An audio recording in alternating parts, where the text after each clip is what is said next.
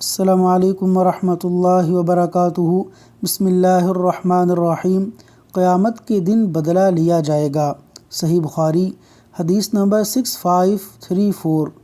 سیدنا ابو ہریرہ رضی اللہ عنہ کہتے ہیں کہ رسول اللہ صلی اللہ علیہ وسلم نے فرمایا، جس نے اپنے کسی بھائی پر ظلم کیا ہو تو اسے چاہیے کہ اس سے اس دنیا میں معاف کرا لے، اس لیے کہ آخرت میں روپے پیسے نہیں ہوں گے۔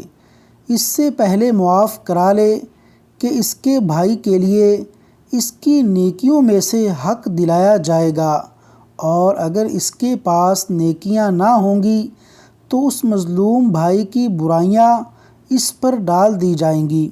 اللہ تعالیٰ سے دعا ہے کہ اللہ تعالیٰ مسلمانوں کے حقوق ادا کرنے اور ان پر ظلم و زیادتی سے محفوظ رکھے۔ آمین۔